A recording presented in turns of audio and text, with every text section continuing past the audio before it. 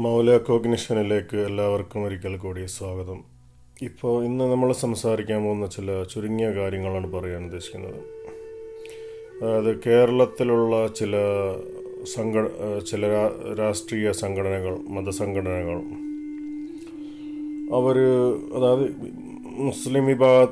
മുസ്ലിം വിഭാഗത്തിൽപ്പെട്ട ചില സംഘടനകളും രാഷ്ട്രീയ സംഘടനകളും അവർ പറയുന്നത് മുസ്ലിം സ്ഥാപനങ്ങൾ വർഗീയത പ്രചരിപ്പിക്കുന്നു, അതേപോലെ അന്യമത വിദ്വേഷം ഇതൊക്കെ പ്രചരിപ്പിക്കുന്നു എന്നുള്ളൊക്കെ ചില വാദങ്ങളുണ്ട്.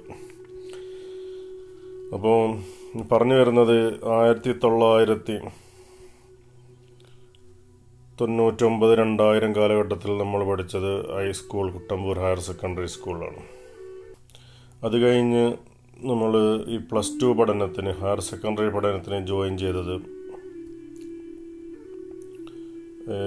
കോഴിക്കോട് വെള്ളിമാടുകുന്ന്, സിൽവർ ഹിൽസ്, മേരിക്കുന്ന് എന്നൊക്കെ അറിയപ്പെടുന്ന മതക്കാരതിനെ വിവിധ പേരിലാണ് വിളിക്കുന്നത്. വെള്ളിമാടുകുന്ന് എന്ന് സാധാരണ വിളിക്കും, മേരിക്കുന്ന് എന്ന് ക്രിസ്ത്യാനികൾ വിളിക്കുന്നുണ്ട്. കാരണം അവിടെ ക്രിസ്ത്യാനികളുടെ മിഷനറി പ്രവർത്തനങ്ങളൊക്കെ ഉള്ള സ്ഥലങ്ങളാണ്. അതുകൊണ്ട് അവർ മേരിക്കുന്ന് എന്ന് പറയും, വെള്ളിമാടുകുന്ന് എന്ന് ജനറലി എല്ലാവരും പറയും. അപ്പോൾ ഒരു സ്ഥലത്തിന് തന്നെ പല പേരാണ്, നമ്മൾ മനസ്സിലാക്കണം. അപ്പോൾ വെള്ളിമാടുകുന്ന് എന്ന് പറയുന്ന, മേരിക്കുന്ന് എന്ന് പറയുന്ന ഈ സ്ഥലത്ത് ഇവിടെ JDT ഇസ്ലാം ഹയർ സെക്കൻഡറി സ്കൂളിലാണ് നമ്മൾ പഠിച്ചത്. JDT ഇസ്ലാം ഹയർ സെക്കൻഡറി സ്കൂളിലെ ഫസ്റ്റ് ബാച്ച്, +2 ഫസ്റ്റ് ബാച്ചിൽ ഹ്യൂമാനിറ്റീസ് ആണ് നമ്മൾ അവിടെ പഠിക്കാൻ പോയത്. അപ്പോൾ 2002 നമ്മൾ +2 അവിടെ പാസ്സാവുന്നത്. ഇപ്പോൾ 2002 ഇവിടെ +1 തുടങ്ങിയ സമയത്ത് നമ്മൾ ആദ്യം അവിടെ പഠിപ്പിച്ചത് ഖുർആനോ ഹദീസോ ഒന്നുമല്ല. അറബി ഭാഷയിൽ ഖുർആൻ പഠിപ്പിക്കുന്നുണ്ട്, കാരണം അറബി നമ്മളൊരു ഭാഷയാണ്. ചില ആളുകൾ ഹിന്ദി പഠിക്കുന്നു, അപ്പോൾ ചില ആളുകൾ അത് മറ്റുള്ള ഭാഷ പഠിക്കുന്നുണ്ട്, മലയാളം ഏതെങ്കിലും ഭാഷയാണെന്ന് വെച്ച് കഴിഞ്ഞാൽ. അപ്പം ഈ JDTയിൽ ആദ്യം പഠിപ്പിച്ചത് ഖുർആനോ അല്ലെങ്കിൽ ഇസ്ലാമിക വിഷയങ്ങളോ അല്ല നമ്മളെ പഠിപ്പിക്കുന്നത്. നമ്മളവിടെ ആദ്യം ക്ലാസ് എടുത്തത് അവിടെ ബിൽഡിങ് ഒക്കെ സെറ്റായി വരുന്നേ ഉള്ളൂ. ഈ JDT ഇസ്ലാമിൻ്റെ ഈ കോമ്പൗണ്ടിൻ്റെ ഏറ്റവും പിന്നിലുള്ള ബിൽഡിങ്ങിലാണ് അന്ന് +2 സ്റ്റാർട്ട് ചെയ്തത്. ആ കെട്ടിടം അന്നത്തെ ഒരു ചെറിയൊരു ബിൽഡിങ്ങാണ്. അപ്പോൾ അവിടെ നമ്മൾ ക്ലാസ്സിൽ ആദ്യം പഠിപ്പിച്ച, എനിക്ക് തോന്നുന്നത് SK പൊറ്റക്കാടിൻ്റെ ഒരു ദേശത്തിൻ്റെ കഥ എന്ന പുസ്തകം അവിടുത്തെ നമ്മുടെ അധ്യാപകനായിട്ടുള്ള കബീർ മാസ്റ്റർ, അദ്ദേഹം ആ പുസ്തകം മുഴുവനായി വായിച്ചു തീർത്തു. നമുക്ക് ക്ലാസ്സിൽ അതാണ് ആദ്യം പൊതുവേ ക്ലാസ് എടുത്തത്. കാരണം അപ്പോഴേക്ക് ഇതിൻ്റെ +2 സിലബസും കാര്യങ്ങളൊക്കെ എത്തുന്നേ ഉള്ളൂ. ആദ്യത്തെ 1-2 ആഴ്ചകൾ ഇങ്ങനെ മലയാള ലിറ്ററേച്ചർ, സാഹിത്യം, ഇതെല്ലാം സംസ്കാരം, ഇതൊക്കെയുള്ള വിഷയങ്ങളൊക്കെയാണ് സംസാരിക്കുന്നത്. അപ്പോൾ +2 കഴിഞ്ഞ് +2വിൻ്റെ ലാസ്റ്റ് മന്ത്, അതായത് +2 പരീക്ഷയോട് അടുപ്പിച്ച് ശേഷം ആ സമയത്ത് നമ്മളൊരു ടൂർ പോകുന്നുണ്ട്, ഒരു സ്കൂൾ എഡ്യൂക്കേഷണൽ ടൂർ, വിദ്യാഭ്യാസ യാത്ര നടത്തുന്നുണ്ട്. അത് പോയത് ഏതെങ്കിലും ഇസ്ലാമിക സ്ഥാപനങ്ങളിലേക്കല്ല. നമ്മൾ നേരെ പോയത് വിവേകാനന്ദ റോക്ക്, കന്യാകുമാരിയിലാണ് നമ്മൾ പോയത്. ജമാഅത്തെ ഇസ്ലാമിക്കാരും തബ്ലീഗ് ജമാഅത്തും സലഫി ആശയക്കാരും നടത്തുന്നതാണ് JDT ഇസ്ലാം ഹയർ സെക്കൻഡറി സ്കൂൾ. പക്ഷേ നമ്മളവിടുന്ന് ആദ്യം പോയത് വിവേകാനന്ദ പാറയിൽ, വിവേകാനന്ദ റോക്ക് മെമ്മോറിയൽ, അവിടേക്കാണ് നമ്മൾ ടൂർ പോകുന്നത്. കന്യാകുമാരിയൊക്കെ ഉള്ള സ്ഥലങ്ങളൊക്കെ സന്ദർശിച്ചു. വളരെ ആകർഷണമായ സ്ഥലമാണ്. പ്രത്യേകിച്ചും ഈ വിവേകാനന്ദപ്പാറ, അവിടെ വിവേകാനന്ദൻ്റെ ഒക്കെ മെമ്മോറിയൽ, അതിലൊക്കെ നമ്മളകത്തൊക്കെ കയറി സ്ഥലങ്ങളൊക്കെ കണ്ടു. അത് വലിയൊരു അനുഭവമായിരുന്നു. അവിടുന്ന് നേരെ പിന്നെ തിരിച്ച് തിരുവനന്തപുരത്തേക്കാണ് വരുന്നത്. ആ വരവിൽ ഇവിടെ ഒരു പാലസ്, അതൊക്കെ സന്ദർശിച്ചെന്ന് തോന്നുന്നുണ്ട്. പിന്നെ നേരെ തിരുവനന്തപുരത്ത് വന്ന് പത്മനാഭസ്വാമി ക്ഷേത്രത്തിലേക്കാണ് നമ്മൾ വരുന്നത്. അപ്പം വന്ന അധ്യാപകരെല്ലാം, അതിൽ നമ്മുടെ ചരിത്രത്തിൻ്റെ അധ്യാപകനായ ഗഫൂർ മാസ്റ്ററും മറ്റുള്ള അധ്യാപകരെ കണ്ടു. അപ്പം ഇവിടെ വന്നു പത്മനാഭസ്വാമി ക്ഷേത്രം. ഞാൻ ക്ഷേത്രം പുറത്തുനിന്ന് കണ്ടു, കാരണം അകത്ത് കയറാൻ എനിക്കൊരു മടി. കാരണം ഷർട്ടൊക്കെ അയച്ച്, നമ്മളെ മേൽവസ്ത്രമൊക്കെ അയച്ച് വേണം അകത്ത് കയറാൻ പറഞ്ഞപ്പോൾ എനിക്ക് ആ ഒരു നാണമായി. അപ്പോൾ ഞാൻ അകത്ത് കയറി കാണാൻ ഒരു മടി വന്നു. അപ്പോൾ ഞാൻ ക്ഷേത്രം പുറത്തുനിന്ന് അതിൻ്റെ ഭംഗിയൊക്കെ ആസ്വദിച്ചു. അതിൻ്റെ ഈ പ്രത്യേകിച്ചും ഈ ഒരു ചിത്രകലകൾ, അതേപോലെ കാര്യങ്ങളൊക്കെ നോക്കി പുറത്തു നിന്നു. പക്ഷേ ഇപ്പോൾ ആലോചിക്കുന്ന ഒരു മണ്ടത്തരായി പോയിരുന്നു. കാരണം ഇപ്പം കൂടുതൽ വർഗീയതയൊക്കെ വന്നതുകൊണ്ട് ഇപ്പം ക്ഷേത്രങ്ങളിലേക്കും പ്രവേശിക്കാൻ പറ്റില്ല എന്നൊക്കെയുള്ള അവസ്ഥയൊക്കെയാണ് വന്നിരിക്കുന്നത്. അപ്പോൾ അന്ന് ഈ സ്ഥലങ്ങളാണ് സന്ദർശിച്ചത്. പ്രത്യേകം മനസ്സിലാക്കണം, ഒരു മൃഗശാലയെ സന്ദർശിച്ചിട്ടുണ്ടെന്ന് സംശയമുണ്ട്. പക്ഷേ തിരുവനന്തപുരത്ത് തന്നെയുള്ള ഭീമാപ്പള്ളി എന്ന മുസ്ലിം സ്ഥാപനം ഈ JDT അന്ന് നമ്മൾ സന്ദർശിച്ചിട്ടില്ല എന്നാണ് എനിക്ക് തോന്നുന്നത്. ചിലപ്പോൾ കാരണം ഈ സ്ഥലം, അതായത് ഭീമാപ്പള്ളി എന്ന സൂഫി ആശയങ്ങളൊക്കെ നിൽക്കുന്ന സ്ഥലം സലഫി, ജമാഅത്തെ ഇസ്ലാമി, തബ്ലീഗ് ആദർശങ്ങൾക്ക് വിരുദ്ധമായത് കൊണ്ടായിരിക്കാം എന്നുള്ള നർമ്മരൂപത്തിൽ നമ്മൾ പറയാൻ ഉദ്ദേശിക്കുകയാണ്. ഇവിടെ പോകാതിരുന്നത്, ഭീമാപ്പള്ളിയിൽ പോകാതിരുന്നത് അത് സലഫി ആദർശത്തിന് യോജിക്കാത്തത് കൊണ്ടായിരിക്കാം. പിന്നെ പത്മനാഭസ്വാമി ക്ഷേത്രവും വിവേകാനന്ദ റോക്കും അതൊരു മറ്റൊരു മതത്തിൻ്റെ ഭാഗമായതുകൊണ്ട് അവിടെ സന്ദർശിക്കുന്നത് ഒരു പഠനത്തിൻ്റെ അടിസ്ഥാനത്തിൽ മാത്രമാവുന്നതുകൊണ്ട് പ്രശ്നമല്ല. അതേപോലെ ഭീമാപ്പള്ളിയിൽ പോയാൽ ചിലപ്പോൾ അവരെ ഒന്ന് പ്രാർത്ഥിക്കാണ്ട് നിസ്കരിക്കേണ്ടി വരുമ്പോൾ അത് സലഫി മുജാഹിദ് ആദർശത്തിനെതിരായിരിക്കാം. അതുകൊണ്ടായിരിക്കും അങ്ങോട്ട് പോകാതിരുന്നത്. അതേപോലെ ഈ മൗലീദ്, നബിയുടെ ജന്മദിനം ആഘോഷിക്കുന്നതൊക്കെ സലഫി, ജമാഅത്തെ ഇസ്ലാമി ആദർശങ്ങൾക്ക് വിരുദ്ധമാണ്. അപ്പം അത് പറ്റില്ലെങ്കിലും ഓണത്തിൻ്റെ ആഘോഷങ്ങളിലൊക്കെ ഹൈന്ദവർ ക്ഷണിച്ചാൽ പോകുന്നതിന് ബുദ്ധിമുട്ടുണ്ടാകാൻ സാധ്യതയില്ല എന്നാണ് ഞാൻ മനസ്സിലാക്കുന്നത്. പ്രാക്ടിക്കലായിട്ട്, ലോജിക്കലായിട്ട്, അതായത് എല്ലാം തുലനം ചെയ്ത് നമ്മൾ മനസ്സിലാക്കുന്നതിനാണ്. അതൊരു ചെറിയ ഉദാഹരണമായി പറഞ്ഞതാണ്. അപ്പം വർഗീയതയൊന്നും ആരും അങ്ങനെ പ്രചരിപ്പിക്കുന്നൊന്നുമല്ല.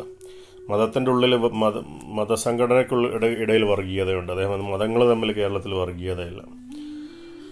അത് ഏത് മതമായാലും ഈ ബ്രാഹ്മണ മതത്തിലുള്ള ചില വിധിവിലക്കുകൾ പോലെ ഇസ്ലാമിക ലോകത്ത് ധാരാളം മതനിയമങ്ങളുണ്ട്. അത് വിശ്വാസികൾ പാലിക്കാൻ ബാധ്യസ്ഥരാണ്. അതിന് പുറമെ ഇതര മതവിദ്വേഷം എന്നിട്ടൊരു പ്രത്യേകിച്ചൊരു മതവിധിയൊന്നും ഇസ്ലാമിലില്ല.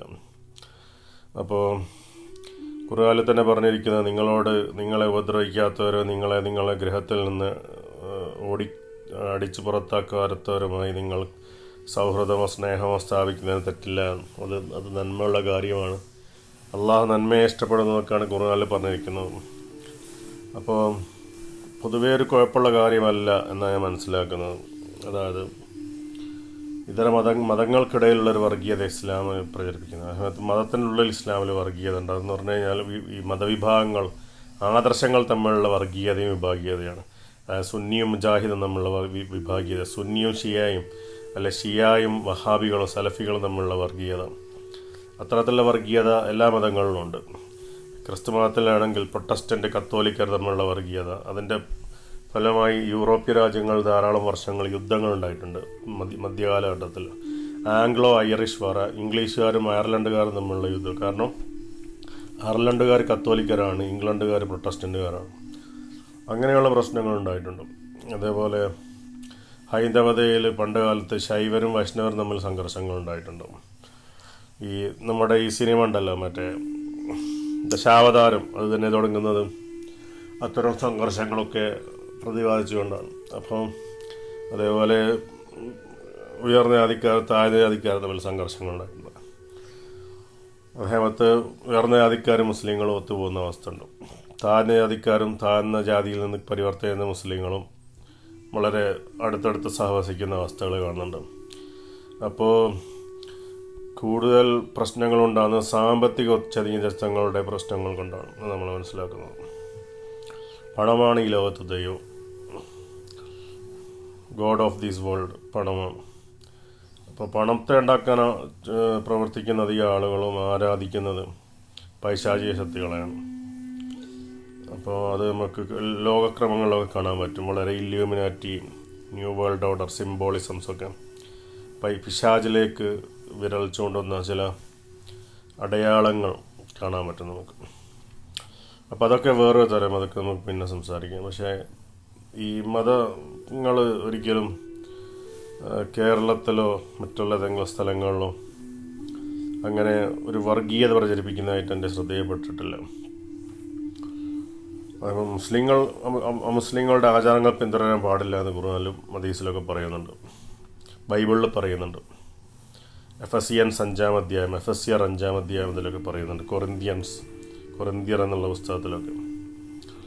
അതേപോലെ ഹൈന്ദവതയിലും പറയുന്നുണ്ട്. അതായത് പ്രത്യേകിച്ച് ഭഗവത്ഗീത, ബ്രാഹ്മണിക്കൽ ട്രഡീഷനിലൊക്കെ, ബ്രാഹ്മണിക്കൽ നിയമങ്ങളിലൊക്കെ ബ്രാഹ്മണർ അബ്രാഹ്മണരുടെ ആദർശങ്ങളോ ആശയങ്ങളോ അനുഷ്ഠാനങ്ങളോ പിന്തുടരാൻ പാടില്ല. അതേപോലെ ഈ ഭാഗവത പുരാണത്തിലൊക്കെ പറയുന്ന കലിയുഗം, അതായത് വർണ്ണങ്ങൾ മിശ്രമാക്കപ്പെടുന്നൊരവസ്ഥ വരും. അത് കലിയുടെ ലക്ഷണമാണ്. ബ്രാഹ്മണനെ ശൂദ്രനെ ക്ഷത്രിയനെ തിരിച്ചറിയാൻ പറ്റാത്തൊരു കാലം വരും. അപ്പോൾ അങ്ങനെ അതൊക്കെ വിലക്കപ്പെട്ട കാര്യമാണ്. അതായത് ബ്രാഹ്മണനൊരിക്കലും ക്ഷത്രിയനെയോ വൈശ്യനെയോ ശൂദ്രൻ്റെയോ ഒക്കെ അവസ്ഥയിലേക്ക് തരം താഴാൻ പാടില്ല. അതായത് ഓരോരുത്തർക്ക് ഓരോ ജോലി ഉത്തരവാദിത്തങ്ങൾ എന്നൊക്കെയുള്ള കാര്യങ്ങൾ പറയുന്നുണ്ട്. അപ്പോൾ അതൊക്കെ ജനറലായിട്ടുള്ള നിയമങ്ങളാണ്, മത നിയമങ്ങളാണ്. ഉദാഹരണത്തിന് ഇപ്പോൾ ശബരിമല പോകുന്നവർ, തീർത്ഥാടനത്തിന് പോകുന്നവർ ഉപവസിക്കണമെന്ന് പറയുന്നു. അവർ മദ്യമാംസങ്ങളൊന്നും കഴിക്കാൻ പാടില്ല. അപ്പോൾ അത് മത നിയമമാണ്. അപ്പോൾ അത് വർഗീയത എന്ന് പറയാൻ പാടില്ല. കാരണം അത് ഓരോ മതത്തിന് ഓരോ സമയത്ത് ഓരോ ആദർശങ്ങളും അനുഷ്ഠാനങ്ങളുണ്ട്, അതിൻ്റെ നിയമാവലികളുമുണ്ട്. അപ്പം അതൊരു വർഗീയതയായി കാണേണ്ട ആവശ്യമില്ല. അതേപോലെയാണ് ഇസ്ലാമിക വിശ്വാസങ്ങളിലും ചില അടുക്കും ചിട്ടയും വ്യവസ്ഥിതിയും ഒക്കെ പല വിഷയങ്ങളുണ്ട്. അത് വർഗീയതയായി കാണാൻ പറ്റില്ല.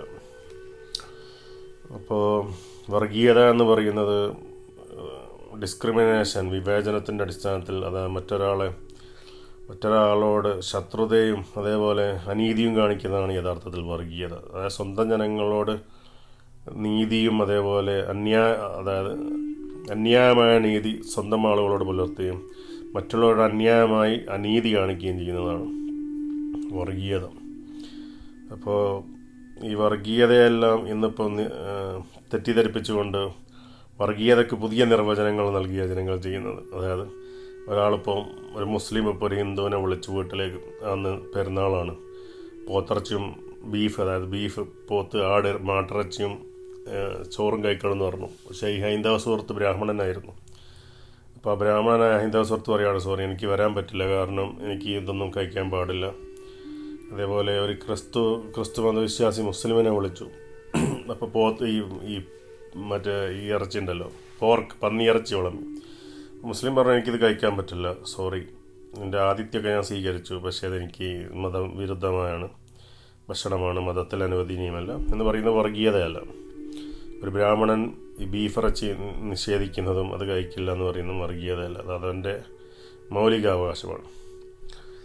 അതേപോലെ എല്ലാ അവകാശങ്ങളും എല്ലാ ആളുകൾക്കും ഉണ്ട്. അതൊന്നും വർഗീയതയെ ചിത്രീകരിക്കേണ്ട ആവശ്യമില്ല. ഇത്രയും പറഞ്ഞുകൊണ്ട് നിർത്തുന്നു.